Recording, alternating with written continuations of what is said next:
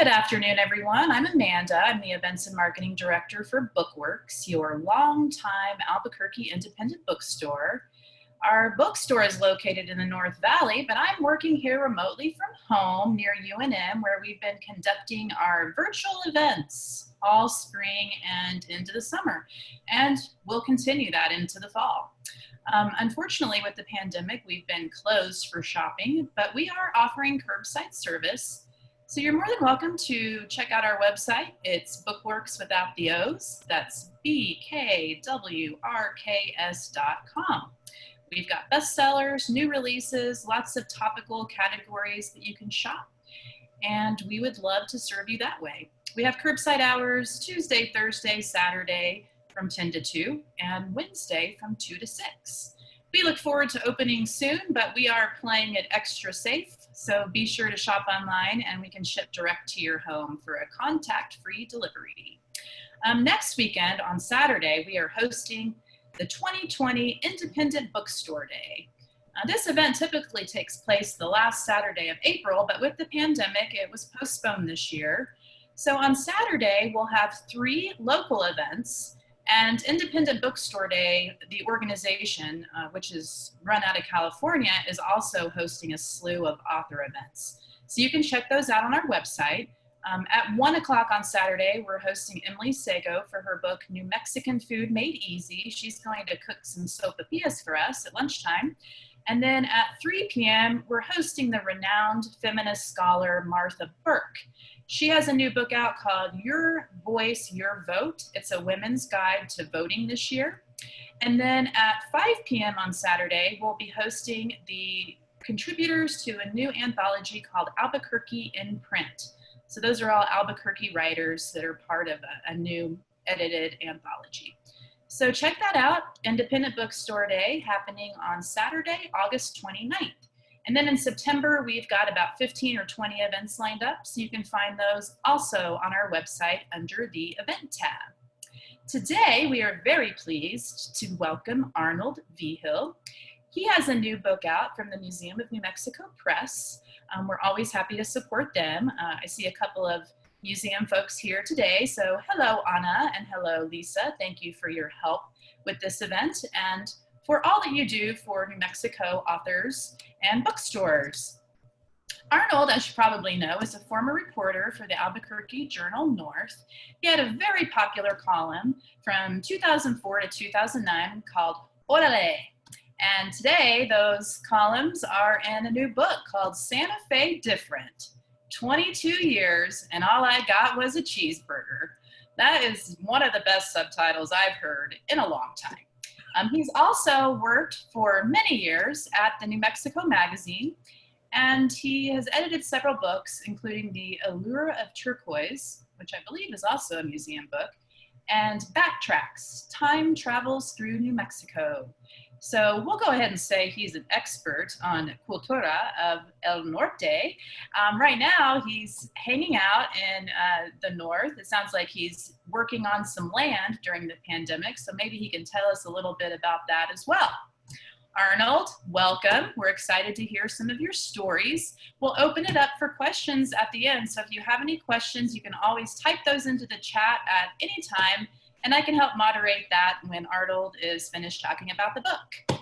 Hello, Mr. Vigil. How are you doing? Pretty good. How are you doing, Amanda?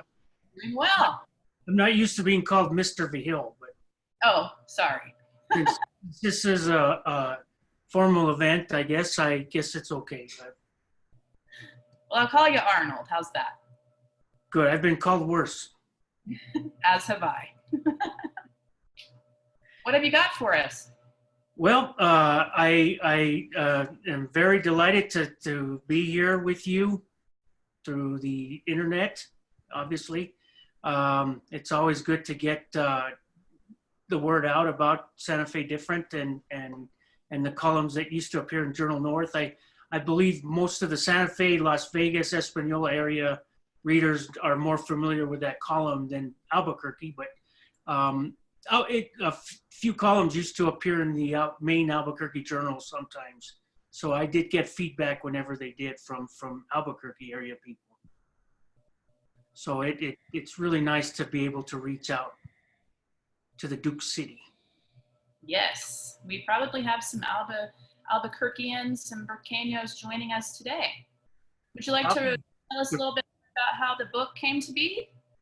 Oh, okay. The book became a book form because of Ana Gallegos and Lisa Pacheco at Museum of New Mexico Press. I was working at the Capitol during the legislature one time, and a fellow colleague of mine, or a former colleague named Janet Dick, introduced me to them, and they asked if I had any material.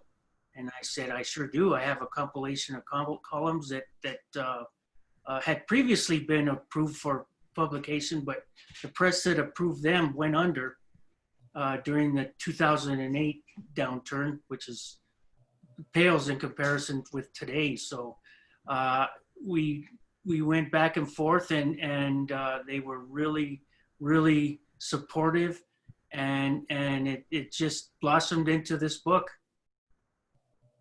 Very cool. Would you like to read us one of your favorites from the collection? Sure, I would. I thought I'd take a vote and see who would want to hear what. I figured I could read about peelers, or I could read about Santa Fe Different, or I could read about chili. So I thought maybe I'd take a vote. So let me see. All right. Does anybody have a preference? Let's see, Santa Fe Different. Okay. It is good. Santa Fe Different wins. Okay. So here we go. It's not called the city different for nothing. Back in my youth, a lot more people used to refer to Santa Fe as the ancient city. Today, nearly a handful of businesses listed in the phone book use the words ancient city in their title. Technically, Santa Fe doesn't qualify to be accurately classified as ancient, but that doesn't stop some of us from calling it that, or naming our town after any other antiquated aspect of the city that has ingrained itself so intensely into our hearts. For almost a century, we've also adoringly called our community the city different. Although some have passionately objected to the moniker, I believe for locals or anybody else who's lived here for any period of time, no matter how long, that name is quite appropriate in more ways than one. Ask anyone who generally cares about this city, and they'll probably recall the first time they became attached to one of Santa Fe's endearing characteristics, and then they'll voice their dismay when they realized it became, quote, different. In fact, you'll notice how emotionally different they become from when they first started telling their story to when they finish. If they do manage to finish, because as we all know, this is an ongoing saga. For some, it might be the time they first noticed a trophy house appearing on the Dine, Pinon, and Juniper-studded hills east of the city, and how it interrupted the natural order of the tree line that had existed there for centuries. The first ridge-top home I can remember popped up on a hill just north of Upper Cerro Gordo Road in the early 1990s, and it was quite visible from nearly anywhere in the city, especially at Canyon Road Park, Patrick Smith Park. Soon thereafter, many others followed, and today the peppering of large homes across the hills all around the city is all too common. I like to compare this Santa Fe hill peppering phenomenon to the first nick or dent you get on a brand new car. Boy, that first one hurts the most, but after a few trips to the mall or to the office or wherever else cars are prone to congregate, you soon notice your car door is splattered with multicolored nicks and tiny dents. But all those new nicks don't seem to bother you as much as that first one. You just accept it as inevitable. Today, after decades of hillside construction, both in the city and the county, anytime a new fabulous home goes up, many of us hardly seem to notice. Apparently, the only ones who do notice are their nearby neighbors who probably fought tooth and nail to prevent it, just as the activists did when their own home went up. But these dream homes aren't popping up as frequently as they used to because of a variety of different reasons, including the ever-changing political face of our local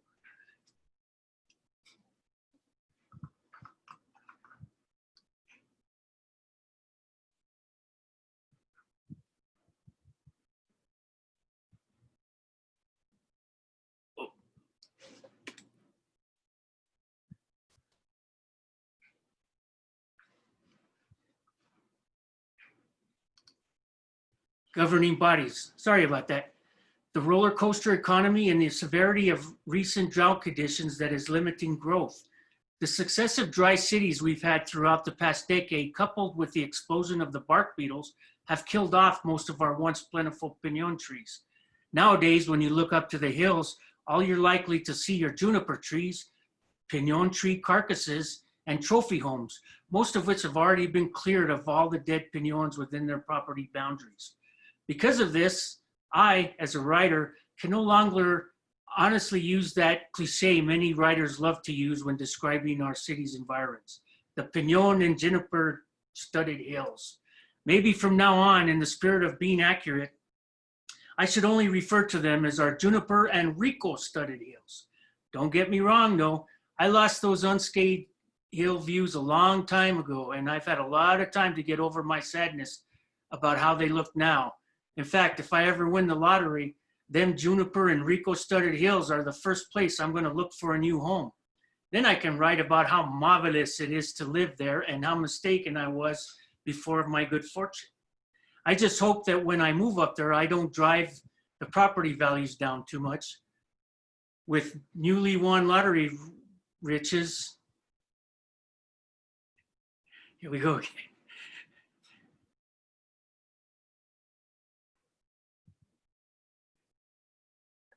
One second, I'm sorry.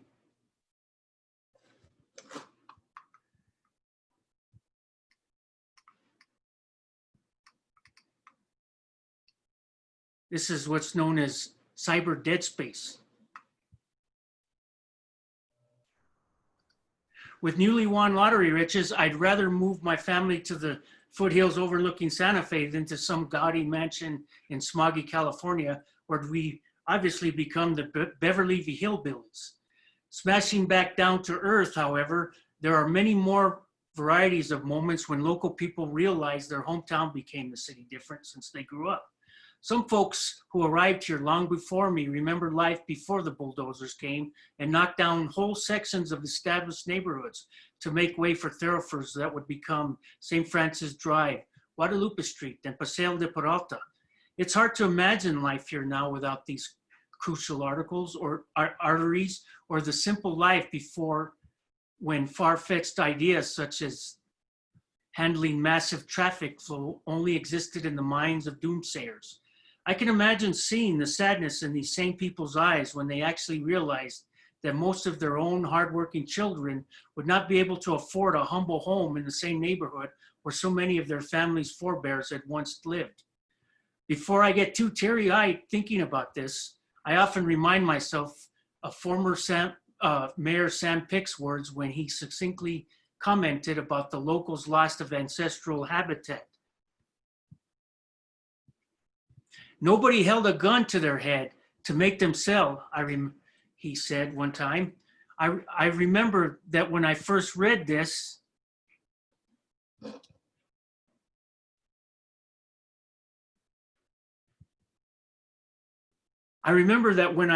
his quote in the newspaper, my first reaction was to be up in arms. But before the short time my arms reached their full stretch to the ceiling, I knew he was right.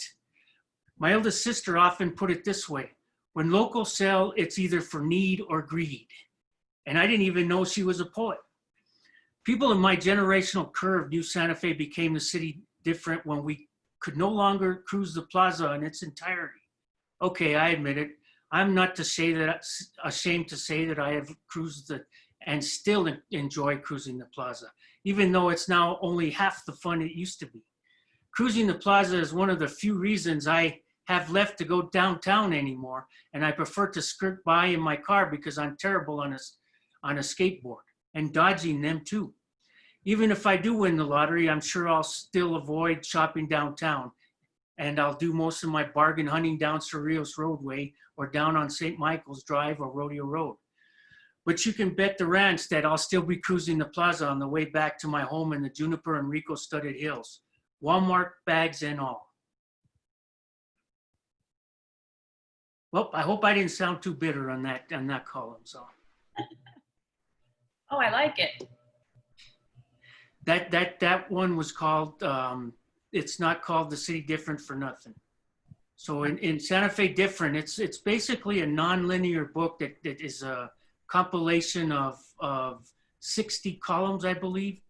And that represented about half of the columns I wrote for Journal North during my time there before they let a lot of us freelancers go when the economy tanked. And it's kind of like, I think that when someone reads the book, it reminds me of Forrest Gump and his box of chocolates, and you never know what you're going to get from one column to the next. So on that hand, it describes it. On the other hand, it's kind of like, it reminds me also of if you have HBO and you watch that series, Curb Your Enthusiasm. Well, the first one's hilarious. The second one is kind of nerve-wracking. And the third one, if you watch 3 in a row, you want to wring Larry David's neck. So I hope that these columns don't have that effect on people. You can read a few at a time and then just give it a break and come back and see what kind of things we can get into then. Do you know where the terms "the city different" originated?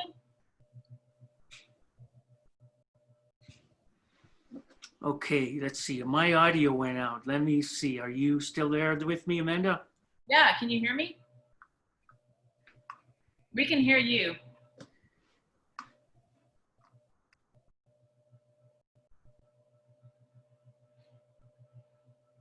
Let's see. It looks like you're muted now. Let's unmute you. All right. Can you hear me now?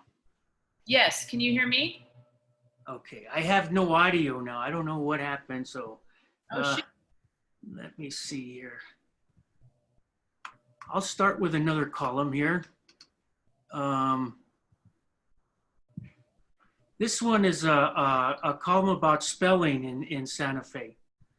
Throughout the years, there have been plenty of Santa Fe area examples of life imitating art, or art imitating life, or life imitating art imitating life, or art imitating life imitating art imitating life, or whatever combination of that old saying you can copy and paste together to best suit your needs. One high-profile episode, which was definitely hardscrabble life imitating art imitating life, I think, occurred in Madrid, when an enterprising fellow decided to capitalize on the publicity generated by the nationally released movie Wild Hogs. He wanted to ride the coattails of the movie to promote his own weekend musical extravaganza, former mining town turn ghost town turn curio turn movie set turn curio town. Some folks don't take too kindly to the entrepreneur's plans, especially since the town had just barely recovered from the real-life disruption caused by all the movie crews, or were those bikers, their big trucks, equipment, and all the noise-making bells and whistles of a major filmmaking project. And do I need to mention the trampled flower gardens and startled dogs and cats? But the real hardly backfire heard round the county exploded when the promoter decided to spice up a planned cooking contest by spelling our sacred chili with an I instead of an E. You know, like in Texas chili. That's the way it's spelled in the rest of the nations too, where many still think these parts are a foreign country. Heck, there's already an I in chili. Why do they need another? I still haven't gotten used to them calling them one peppers chilies instead of just chili, as in I have to go, guys. I have to go help my wife peel chili. Sometimes it just doesn't sound right, peeling chilies. And forget about all the times when the TV weatherman exclaims that it's pretty chilly and all your taste buds reply to the television, thank you. Personally, I was afraid that if they did spell chili the other way, they might have convinced our upstanding lawmakers to temporarily change the official state question as well. That's right, red or green would have changed that weekend to mustard or mayo, much more palatable to the rest of our hamburger-eating nation. And the official answer, you ask? Why, 4th of July, of course, a colorful splattering of both condiments and maybe some Taco Bell sauce thrown in. The last time a much heralded movie production stirred up a New York a New Mexico dust devil like this was way back in the mid-1980s when Robert Redford was in the state looking for a sleepy village where he could shoot the Milagro Beanfield War. His first choice was the plaza in historic Chimayo. And of course, the Chimayosos responded with a resounding and unified Chale. That's right, a Chimayo Chale that ranks right up there with a Chimayo Chile. Local leaders felt all the rigmarole of Hollywood would have disrupted the community too much, and maybe somebody with some pull would have started spelling Chimayo with an A, you know, like the way a lot of tourists pronounce it, Chimaya. Then, of course, another enterprising fellow would have wanted to hold a mariachi concert in a fallow alfalfa field and call it Chimayo Berry, TLC, so that it would sound familiar to the rest of our Andy Griffith loving countrymen. Of course, the official question down at the nearby chili dog stand would have been mustard or Chimayo, and the official answer, Cinco de Mayo. Redford was disappointed, but he told the local papers that the community's refusal was a classic example of life imitating art, imitating life. Or was that art imitating life, imitating art? I still can't get that one straight, even after more than 30 years. There's no doubt that coming to New Mexico and changing letters around isn't as easy as it used to be. Just ask the history buffs about Albuquerque, which used to have another R, as in Albuquerque. When I relate this story to interesting friends visiting from back east, I tell them that after the railroad rolled into the Duke City, white men come and take R away. Then I tell them there's another centuries-old mystery, what happened to the C in Taos, which used to be known as tacos before the strange disappearance. I once told this to a friend of mine from Taos, and his reaction, oh, see. Oh, well, maybe I should just stick to my own backyard where now it's not uncommon to see the A drop from Santa Fe, which becomes Santa Fe on too many occasions than we all care to admit. We're currently facing the dilemma of a sanctification of the city different, not to be confused with the prior Californication or the crucifixion of Santa Fe. But there are even mysterious additions of letters in our history. For instance, when we were kids, we were always taught to spell General Stephen W. last name with another E, as in Kearney. Heck, they even spelled it right there in the front of an elementary school for decades and on some street signs. But the poor American conqueror could never have spelled his name that way. He always wrote it as Kearney. And not only that, we've also been mispronouncing his name as well, because his relatives in town were in town a couple of years ago, and they told everyone it was correctly pronounced Kearney, not Kearney. I didn't have the heart to tell them that they were standing under a Siberian elm, not a Chinese one, when they pointed out our mistakes. Before, as I tell my kids, it's not that they didn't teach me, it's just that they taught me wrong. I'm sure somewhere out in the beautiful expanse of the state, there is a buried treasure chest filled with all the letters and lost and added from our beloved place names, nouns, and other descriptive phrases. I hope to find that chest one day. And who knows, maybe I'll find a few of my lost socks too. I'm sure the chest will still be there, even if someone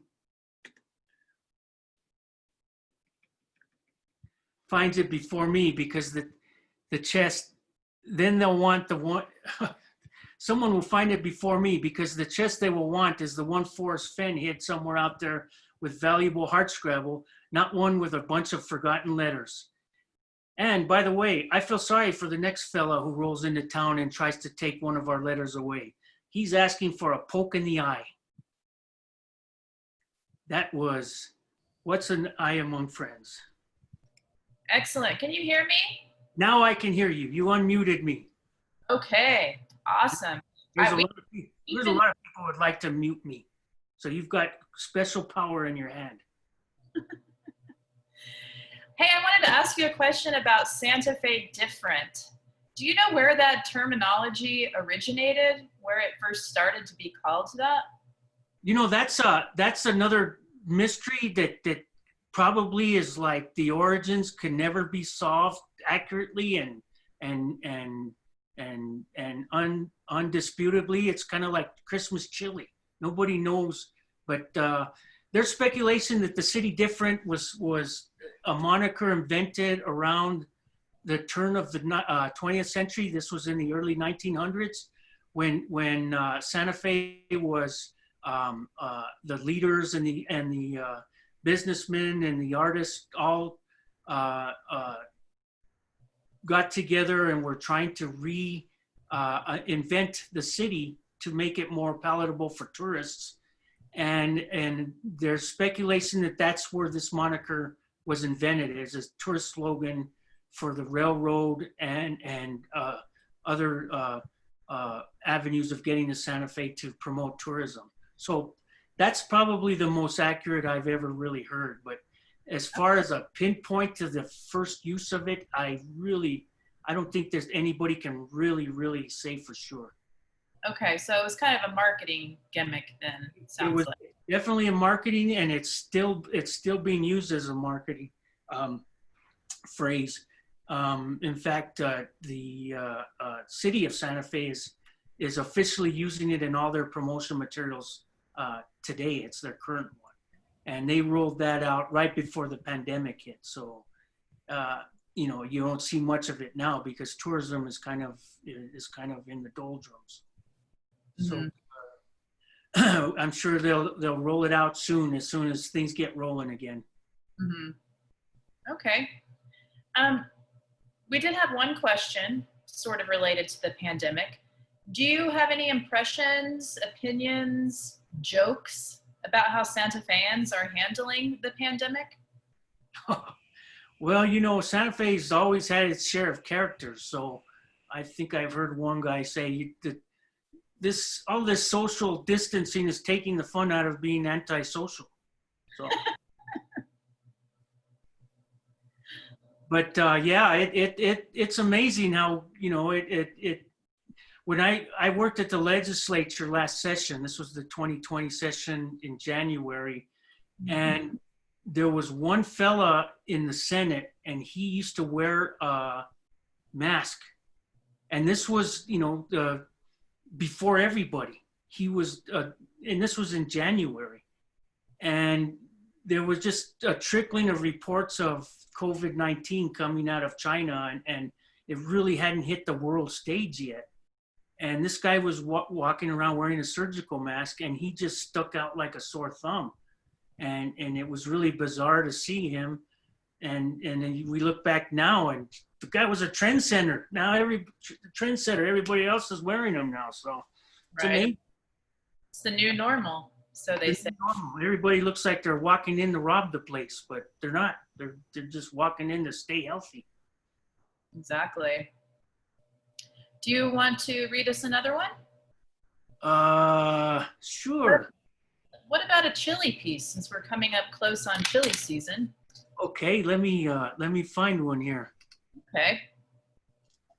Does anybody else have any questions for Arnold? You can go ahead and type those in the chat or send them to me if you want, and we'll get them asked. I'm curious about your box of treasure. I mean, now that Forrest Fenn's box has been found, maybe you should write a book and get yours out there. Forrest Fenn and his mysterious chest, he reminds me of one of those mitoteros or mitoteras. He's mitotero is a guy who likes to gossip, or a girl who likes to gossip, mitotera, and they say, "Ooh, I heard something," but I can't tell you, and you're like, "Come on, tell me." No, that's like, okay. Yeah, I'm still not sure I believe all of that, but I believe a word now. But yeah, it's like mitotero. Come on, man, you guys, why do you even bring it up? It's like, but yeah, that chest is bizarre. I think I'd rather go find those lost letters, and back in Albuquerque. Actually, they're taking the R out of Santa Fe now. There's no R there, but we used to get all these. They're cutting down on mufflers now, so. I saw that in the newspaper. Yeah. What a thing to be worried about. Well, I don't, there's no real loud mufflers around my house, but I guess downtown it is, I used to have a next door neighbor and he used to drag race down there at the Albuquerque Speedway way back in the day. And he used to start his car up, his drag racer. He had like a 62 Corvette and he would start that thing up. He had actually two of them and one was louder than the other one. And he would start that thing up. And back then we all had an antenna TV and it would disrupt all the TV in the whole neighborhood and you couldn't hear a word. So he was a Democrat and he knew that the neighbor across the street was a Republican. So every time that Richard Nixon would go on and give the State of the Union or something, their truck would start that car up, man. And he'd wait till Nixon finished his speech and then he'd turn his car off, So a good thing he wasn't, doing that today. Otherwise, the Mayor Weber would have come after him. All right, so here's one. The Ghost of Christmas Chili Past. That's a chilly one. I guess that might, people might be able to relate to that. Every year when the wheels of the state legislature race to a halt, most locals know that parking spaces around town will become somewhat easier to find, at least for a few weeks. But as the red-colored license plates of the lawmakers leave town en masse, it's only a matter of time before the specialized placards are replaced by those license plates decorated in a wide variety of hues that represent most of the states of the Union and a handful of neighboring countries. Yes, here in Santa Fe, we can tell the changing of seasons not only by the color of the foliage on the hardy bushes and trees or lack thereof, but also by the color of the license plates seen throughout town, as well as up at the ski basin or up at Chimayo or Madrid. There's even, that's also pronounced Madrid, I heard. There's even an old joke that circulates among some of the old timers around here. How can you tell it's late fall in Santa Fe? Answer, because the license plates turn yellow again. Now that was written a long time ago. This is just a side note, when all our license plates were yellow, but now there's so many license plates that yellow is rare now. Okay, back to me. And speaking of questions and answers, the state legislature once actually considered adding the official state answer to the books, right there alongside the official state question, red or green. That of course pertains to one's preference of chili. The official answer is none other than Christmas, a popular combination of both red and green chili. But I don't expect that answer to fly because of all the feathers the word Christmas now seems to ruffle, especially at, well, Christmas. No, the next time the waitress at PC's restaurant asks me red or green when I order my very own chicharron burrito, I'm going to buck the legislature and answer, I'll have holiday. No doubt she'll first utter, huh? Then she'll take my green margarita away and go ask the head chicharron if she should throw me out. But in all honesty, at my age, I've gotten to know my local constitution intimately, and I've learned to never mix the colors of chili anyway. I'm not a gambling man, but I know that mixing chili colors is always a crapshoot, especially if it's good old trustworthy grandma. Especially if good old trustworthy grandma isn't the one who prepared it. That's right, I'm a chili segregationist, and I'm proud of it. When it comes to Christmas chili, bah humbug. I don't particularly care for all those late night visits from Christmas Chili Past or those at the movies either. In case you're wondering, PCs does not stand for politically correct. So go ahead and order Christmas there all you want. They won't be offended. In fact, there are a lot of colorful characters who frequent the eatery, and I'm sure there's occasionally some off-color humor, especially about chili. And every spring, it's time to start planting chili, especially up at Chimayo, where there once was a classic red versus green battle that took place over the trademark of Chimayo chili. There were those who believed that the trademark should be owned by the community, and they fought until they were red, the same deep color of the sangre that runs through the village. Then there were the people who weren't from the community who have been making money green off the name Chimayo chili, even though it might not even have come from the village. There's no doubt that public sentiment fell on the side of the Reds, who are passionate and proud about their historically famous chili. If they secure the trademark rights to Chimao chili, then the long overdue greenbacks hopefully will migrate to their side. Then indeed, there will be true Christmas chili in Chimao, with green all the way to the bank for their red. When and if that happens, call it a holiday over there if you must, but do so at your own risk. I thought we missed a golden symbolic opportunity when the historic railroad tracks were pulled up from the Santa Fe Rail Yard during its renovation.